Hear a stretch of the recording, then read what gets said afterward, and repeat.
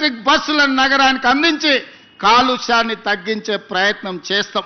ఇదే కాదు, ఈరోజు ఆటోలలో కూడా డీజిల్తో పాటు కిరోసిన్ లేకపోతే పెట్రోల్తో నడుపుతున్నారు. ఇవి కూడా కాలుష్యం పెంచుతున్నాయి. అందుకే నగరంలో ఆటోల కొనుగోలుని గత ప్రభుత్వం నిషేధించింది.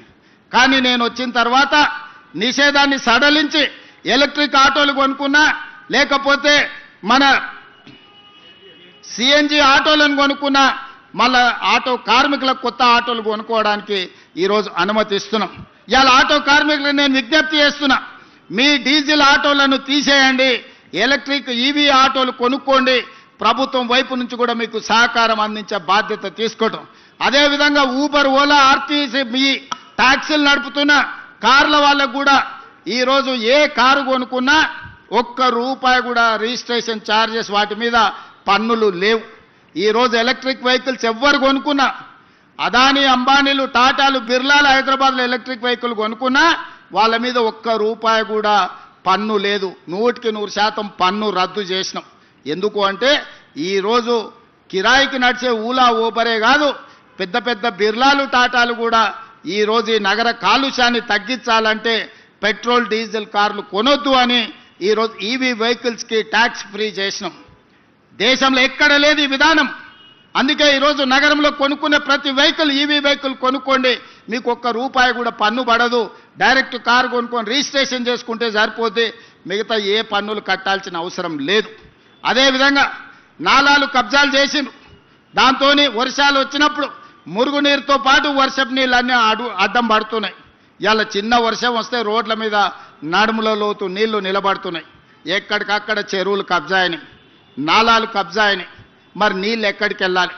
నీళ్లు ఉండాల్సిన ప్రదేశంలో మనం అపార్ట్మెంట్స్ కట్టుకుంటే మనం ఉండాల్సిన ప్రాంతాన్ని నీళ్లు ఆక్రమించుకుంటున్నాయి. నీళ్లు రోడ్ల మీదకి రాలే. నీళ్లు ఉండాల్సిన చెరువులను, కుంటలను, నాలాలను మనం కబ్జా పెట్టుకుంటే ఆ నీళ్లు ఎక్కడికి పోవాలనో తెలవక నగర రోడ్ల మీదకి నీళ్లు వస్తున్నాయి. అందుకే ఈరోజు హైడ్రా ద్వారా అన్యాయంగా ఆక్రమించుకొని ఈ చెరువులలో కడితే వాటిని తొలగించే ప్రయత్నం చేస్తున్నాం. ఆ మధ్యకాలంలో మీరు చూసి ఉంటారు, అక్కినేని నాగార్జున గారు కన్వెన్షన్ విషయంలో ప్రభుత్వం తొలగించింది. తర్వాత నాగార్జున గారు గుర్తించి వారే స్వయంగా ముందుకొచ్చి 2 ఎకరాలు అక్కడ చెరువుకు స్వయంగా వారే నన్ను కలిసి అప్పచెప్పి నగర అభివృద్ధిలో నేను ఒక హీరోగా ముందుంటా, మీరు ఒక మంచి సంకల్పంతో ఈరోజు ఆ చెరువును మీరు అభివృద్ధి చేస్తున్నారని చెప్పి 2 ఎకరాల స్థలాన్ని నాగార్జున గారు వాలంటీర్గా ముందుకొచ్చి ఈరోజు మనకు వారు హ్యాండ్ ఓవర్ చేయడం జరిగింది. ఈరోజు బతుకమ్మ కుంట వి హనుమంతరావు గారు ఎప్పుడు అంబర్పేట చౌరస్తాలో బతుకమ్మ కుంట గురించి 40 ఏళ్ళు కొట్లాడాడు. 40 ఏళ్ళ కేసును హైకోర్టులో కొట్లాడి ఇవాళ బతుకమ్మ కుంటను 6 ఎకరాలు బీఆర్ఎస్ నాయకులు ఆక్రమించుకుంటే ఆ కబ్జా నుంచి విడిపించి ఇవాళ బతుకమ్మ కుంటను తయారు చేస్తున్నాం. వచ్చే బతుకమ్మ కుంట అంబర్పేటలో మా ఆడబిడ్డలతో ఆడిపించే కార్యక్రమాలు తీసుకెళ్తున్నాం.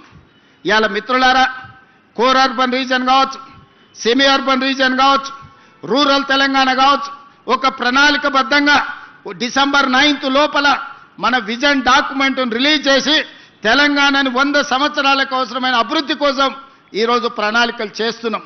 ఇదే కాదు, అక్కడ ఎయిర్పోర్ట్ ఉంది, ఇక్కడ నగరం ఉంది. కానీ ఎయిర్పోర్ట్కి అవతలి వైపు విశాలమైన లక్షలాది ఎకరాల భూములు ఉన్నాయి.